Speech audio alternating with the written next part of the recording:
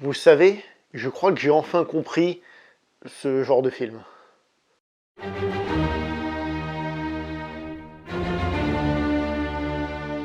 Bonjour à vous les cinéphiles, et j'ai bien dit cinéphile, ce n'est pas pour rien, je reviendrai sur ce terme tout de suite après. Il va être question dans cette vidéo du film After chapitre 1, ce qui veut dire qu'il y aura un chapitre 2 de prévu. Réalisé par On s'en bat les couilles et interprété par On s'en bat les couilles complètement. J'ai dit bonjour à vous les cinéphiles, c'est pas pour rien, parce que là je vais donner donc la note du film, la note que je considère donner à ce film, et d'un point de vue cinéphilique, d'un point de vue cinéma, faut pas tourner autour du pot, le film c'est 2 sur 10, voilà, c'est de la merde, on le savait, c'était prévu, il n'y a pas de surprise à ce niveau-là. Je crois, grâce à ce film qui est peut-être un petit peu plus clair sur le sujet, avoir un peu mieux compris pourquoi ces films fonctionnent. Je dis pas que ce film-là va fonctionner forcément, évidemment je le compare à 50 Shades of Grey parce que celui-ci c'est clairement 50 Shades plus jeune, quoi. 50 nuances plus jeune, quoi. Oui, parce que pour ceux qui ne sauraient pas, ce film est encore l'adaptation d'une fanfiction. Une fanfiction sur One Direction. Ouais, c'est pas une blague. La personne qui a écrit ça, d'abord sur un site, comment il s'appelle, Wattpad, un truc comme ça, d'ailleurs c'est écrit au début du film, elle a fait une fanfiction sur un gars de One Direction. Vous voyez d'où ça sort, hein? Vous voyez le niveau? Honnêtement, vous vous attendez à quoi avec ça, hein? Je laisse cette petite compréhension pour la fin, d'abord on va le regarder d'un point de vue, comme je dis, cinéphile. Alors d'abord, l'histoire de ce film, mon dieu, mais qu'est-ce que c'est de la merde.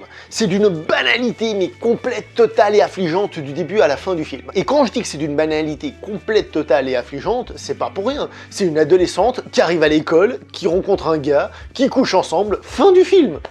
Voilà. Oui, il y a une espèce de petit climax à la fin, vite fait, histoire de faire genre un scénario. Mais franchement, on s'en bat les couilles, quoi. On s'en bat les couilles, l'histoire, il n'y a rien en fait qui est raconté dans ce film. Et quand je dis qu'il n'y a rien dans ce film, c'est parce que c'est une histoire que vous avez vécue, une histoire que j'ai vécue, une histoire que l'autre il a vécue. Alors certes, peut-être pas à l'école, peut-être pas comme ci, peut-être pas comme ça, mais en fait le film en tant que tel, il raconte rien d'intéressant. Je veux dire, vous vous levez le matin, vous allez au chiottes pour poser votre pêche, c'est à peu près aussi intéressant que ce qu'on a dans ce film. C'est-à-dire un truc que tout le monde fait le matin. Ou le soir, c'est selon. Comme c'est un teen movie, parce que c'est un film pour adolescents, on nous montre aussi un truc de l'adolescence, c'est-à-dire le moment où on commence à se séparer de la pensée de ses parents, où on commence à voler de nos propres ailes. Et forcément, c'est aussi la période où on a tendance un peu à picoler, à faire des trucs et des machins. Donc le moment où on a tendance à perdre un peu cette voie super saine, finalement, que nous proposent les parents, pour commencer à vivre notre vie, et aussi on commence à acquérir un peu nos gros défauts, et voilà. Le problème du film, c'est pas qu'il nous raconte ça, parce que c'est banal et c'est basique, et on l'a tous vécu encore une fois, d'une certaine manière, plus ou moins forte, mais on l'a tous vécu, c'est que ce film glorifie le côté de relâcher ses parents toxiques qui font chier avec leur morale à la con, du genre travail à l'école et autres conneries, pour se concentrer sur un côté cool de la vie, sexe, drogue et rock'n'roll. C'est pas forcément totalement négatif, comme j'ai dit, c'est un truc de la vie, mais il le montre au cinéma comme un truc à adhérer, alors que l'autre c'est de la merde et à rejeter. Et ça, par contre, ça me dérange, parce que je trouve qu'au cinéma, il y a parfois des morales qu'on peut donner aux gens. Alors, c'est par toi, vis un peu ta vie, je dis pas, mais laisse pas non plus tout tomber en mode les parents et la pensée classique, c'est toxique, vive la toxicité, justement. D'ailleurs, même s'il y a un côté réaliste là-dedans, ça je ne le nie pas, les gens ont tendance à se moquer ouvertement du personnage de Tessa et du fait qu'elle ait une vie bien, c'est-à-dire que c'est une fille bien. Alors, j'ai dit, c'est des choses qui arrivent à l'école à ce moment-là, il y a ce côté ouais, je suis plus cool, je domine, etc. Je dis pas, mais le montrer comme ça, de manière aussi sale, aussi, voilà, il faut être du côté des alcoolos et compagnie, je simplifie évidemment, ça me dérange toujours un petit peu, quand même. Et les personnages, mon dieu, mais ils sont fades, le personnage principal, Tessa, comme j'ai dit, elle est fadounette, elle sert à rien, en fait, comme j'ai dit, son histoire, elle est ultra basique, c'est juste une petite fille qui a bien été éduquée par sa maman, et qui est attirée sexuellement par la racaille du bahut, on va dire. Le petit copain, donc cette racaille du bahut, qui forcément doit être un peu racailleux, mais qui doit aussi avoir des tocs dans sa tête, parce que c'est normal en ce moment, il faut croire que les demoiselles sont attirées par des mecs qui sont un peu instables dans leur tronche, je sais pas, c'est justement pour rejeter ce côté classique. Mais bien sûr, il faut quand même qu'il ait un côté cœur tendre, hein, sinon ça irait pas, hein. Bien sûr, évidemment, dans la réalité, ça arrive toujours de trouver des mecs qui sont pas bien dans leur tête, qui sont rebelles et tout ça, mais qui sont adorables. Et oui, je sais, ça c'est le problème de la vie, c'est ce qu'on recherche tous, d'ailleurs même les hommes aussi, hein, ils recherchent des femmes un peu comme ça. Mais ça n'existe pas, ou alors c'est très rare. Et le pire là-dedans, c'est que comme j'ai dit, il y a le côté parent, gentil, fade, chiant, rétrograde, blablabla, qui sont diabolisés d'une certaine manière, mais je trouve que le côté cool, à la mode des Jones, il n'est pas non plus spécialement bien mis en avant. La plupart, ils se la racontent, c'est des petits cons, enfin, moi j'ai envie d'être ni dans l'un ni dans l'autre, hein, finalement. La demoiselle, qui plus est, a un copain depuis toujours, hein, donc un gars qui s'appelle Noah, qui est représentant de ce que je montre ici, c'est-à-dire du côté gentil, niais, machin. Vous avez sans doute déjà entendu l'expression copain gay, c'est-à-dire la personne avec qui elle parle, elle échange tout, mais en fait il n'y aura jamais de relation amoureuse.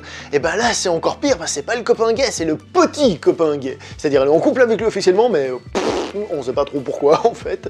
Mais attention, parce que t'as beau être gentil, attentif, machin, truc bidule, il y a les hormones, et là-bas il y a l'autre, là il y a le rebelle, et du coup on va aller coucher avec le rebelle, parce que c'est lui, par contre, lui on a envie de coucher avec lui. Donc en gros, le personnage féminin principal de ce film n'est qu'un tas d'hormones sans cervelle. Voilà. Les dialogues du film sont en plus d'une platitude, c'est une catastrophe, c'est ignoble, c'est dégueulasse, c'est malaisant, c'est tout ce que vous voulez. Il y a vraiment, c'est écrit avec le cul quoi, il faut dire ce qui est. C'est de la merde, on va pas y aller par quel chemin, les dialogues ne riment à rien. Voilà, tout simplement. Et cerise sur le gâteau, le film se veut un petit peu féministe en citant orgueil et préjugés à des moments. Et justement, on revient sur les dialogues que j'ai dit juste avant, on a des dialogues et des échanges.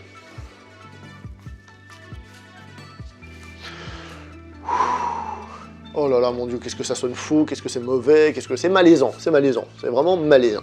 Comme j'ai dit au début de la vidéo, grâce à ce film, parce qu'il est plus basique encore que 50 Shades, je crois que j'ai enfin réussi à comprendre comment fonctionnent un peu ces films-là. Je savais déjà avec 50 Shades, mais comme je suis un peu trop respectueux de la femme, j'ai un peu de peine à y voir chez la femme le côté je me prostitue pour un mec charismatique qui a du fric, comme quelque chose de valorisant pour les femmes. Donc ça m'a un peu plus dérangé. Là ici, comme c'est une histoire bidon et basique et vue 1 milliard de fois, c'est un peu plus facile de comprendre. En fait, ce genre de film, ce ne sont pas des histoires, ce ne sont pas des situations, c'est juste un fantasme, c'est juste un gros coït, si on veut, un fantasme. On oublie toute logique, on oublie tout ce qui nous rattache à la Terre, si on veut, à la vie de tous les jours, et on se laisse embarquer par un truc totalement faux, mais qui représente une part de nous. Enfin, je dis de nous, des demoiselles, évidemment, hein. Les mecs, c'est un peu, si on veut, l'équivalent quand on regarde, je sais pas moi, un Fast and Furious. C'est-à-dire, on regarde un gros film d'action décérébré, puis on est content comme pas possible. Ou alors un film pornographique. C'est-à-dire, pourquoi on regarde un film pornographique pour le scénario, pour les acteurs? Non, parce que ça provoque des sensations, puis voilà, puis c'est tout. Ben ça, c'est un film pornographique grand public. C'est du grand publicographique, ça va rien dire. Parce que oui, il y a le côté un peu lâché, le train-train quotidien, et aussi les obligations de la vie, se lâcher pour sortir avec le mec qui est parfait, qui est beau, intelligent, même si complètement starbe dans sa tête. Enfin, complètement starbe, non, même pas, il est juste toqué, mais il est même pas starbe pour que ça parte dans un autre truc. Il y a ce côté lâcher prise, machin, et il y a un côté très sensuel. Donc en fait, le film est représenté comme une espèce de fantasme, mais totalement dénué de cervelle. Et quand je dis totalement dénué de cervelle, c'est comme j'ai dit, qui pour moi véhicule indirectement un mauvais message, parce qu'il y en a qui vont le voir et qui vont se dire « Ah ouais, c'est comme ça », puis comme tout le monde dira « Ah, c'est génial », je sais pas si ce film, les gens vont dire « Il est génial »,« Ah ouais, c'est génial », etc., etc., et ben les gens, ils vont suivre ce mouvement. Donc en gros, et pour faire simple, je peux comprendre que des gens se laissent avoir par les émotions que véhicule ce genre de film, mais malgré tout, je trouve que ce sont des films nocifs sur le long terme, parce que ce sont des films qui mettent de mauvaises images et qui donnent de mauvais buts dans la vie, des buts qui sont pas atteignables. Il y en a sans doute d'autres, plein d'autres films, d'ailleurs peut-être des films que j'ai vus étant gamin et autres, qui m'ont aussi donné ce genre de sensation, et c'est peut-être pour ça que maintenant, moi je suis un inadapté social complètement, vous voyez ce que je veux dire, mais ce film me dérange. Après, d'un point de vue purement cinématographique, scénario, dialogue, acteurs, situation, mise en scène, enfin tout ce que vous voulez, bat les couilles complètement. Donc c'est un mauvais film. Je peux comprendre que c'est un mauvais film qui soit, comme je dis parfois pour certains films d'émotion, une espèce de synthèse émotionnelle qui arrive à toucher certaines personnes. Mais pour moi, c'est de la merde en boîte. J'ai envie de vous dire qu'il n'y a rien à sauver de ce film, mais en réalité, si, il y a plein de trucs à sauver, comme je vous ai dit. Il y a les acteurs qui sont à sauver, il y a la réalisatrice qui est à sauver, il y a ceux qui ont fait le scénario, il y a ceux qui s'occupent de la lumière, les caméramans, tout ça c'est à sauver parce qu'il faut les extirper de ce film, les sauver de ce film pour les foutre sur d'autres projets. Voilà. Je vais m'arrêter là pour cette vidéo, on se voit prochainement pour une prochaine vidéo. Jusqu'à là, portez-vous bien, likez, commentez, partagez, abonnez-vous, ciao tout le monde.